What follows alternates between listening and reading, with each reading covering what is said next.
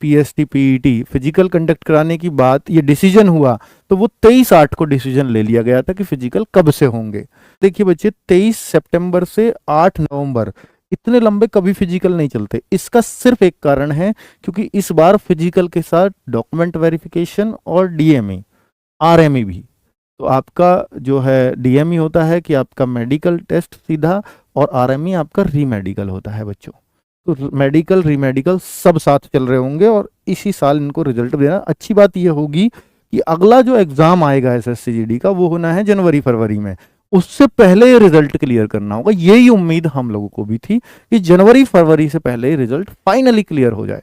तो ये एक लेटर और इंटरनल जो बहुत ही धुंधला, बार बार जैसे व्हाट्सएप पे भेजा जाता है ना जगह जगह जगह जगह, तो इसकी क्वालिटी कम होती चली जाती है। तो उस तरह का ही ये फोटो खिंचा हुआ है। तो भाई इसमें सारी चीज़ों की बताया हुआ है कि जो नोटिफिकेशन था वो 24/11/2023 को आया था एसएससी का।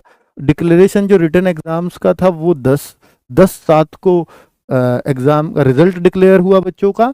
और जो ये पूरा चार्ट बना दिया गया, और जो कंडक्ट होंगे कि ये तो डिसाइड हुआ कि 23/8 को ये डिसाइड हो गया कि पूरा चार्ट बन के तैयार हो गया, लेकिन कंडक्ट कब से होंगे वो 23/9 से और 8/11 तक ये कंडक्ट किया जाएगा। अब आप देखो ना, कभी इतना लंबा टाइम नहीं चलता, और ये करीब करीब आप देखेंगे तो ये दिन पड़ जाएंगे करीब 23 यानी 7 दिन इसमें, और 31 अक्टूबर के 31 और 7 38 और 8 46 47। हालांकि 39 डेज लिखे हुए हैं, यानी काम चलेगा 39 डेज, कुछ दिन छुट्टियां भी हैं। तो ये आपका 23 सितंबर से 8 नवंबर के बीच कभी भी फिजिकल पड़ सकता है। फिजिकल के साथ ही आपका मेडिकल और डॉक्यूमेंट वेरिफिकेशन की बात इसमें लिखता है। इस लेटर के अनुसार जो भी बातें कर रहा हूं, इस लेटर के अनुसार कर रहा हूं, लेटर बिल्कुल ऑथेंटिक लग रहा है। और बाकी ऑफिशियल नहीं आया है अभी। ऑफिशियल ये सूचना बहुत जल्दी प्रसारित हो जाएगी। कब तक हो जाएगी इस बात का कह पाना अभी थोड़ा मुश्किल है, पर ये मान के चलिए कि 10-12 तारीख तक शायद ऑफिशियल भी सारी चीजें मिल जाएं आपको। और बच्चे यहां लास्ट में एक बात लिखी है इन्होंने, declaration of final result by SSC. ये आपको नहीं दिख रहा होगा, मुझे ही बहुत कम दिख रहा है, तो पर ये लिखा हुआ है, अंदाजे से पढ़ पा रहा हूं कुछ। Declaration of final result by SSC, तो वो लिखा हुआ है इसने कि फाइनल रिजल्ट। इस बार पता है हर बार क्या होता था, एक तो एग्जाम की कट ऑफ जाती थी, फिर फिजिकल करा लिया, फिर एक और कट ऑफ लगेगी उन मेडिकल के लिए, फिर एक फाइनल लगती थी, तो 3 कट ऑफ लगती थी। इस बार ऐसा लग रहा है कि एक कट ऑफ लग चुकी है और अब एक सीधा फाइनल कट ऑफ लगेगी, सीधा फाइनल।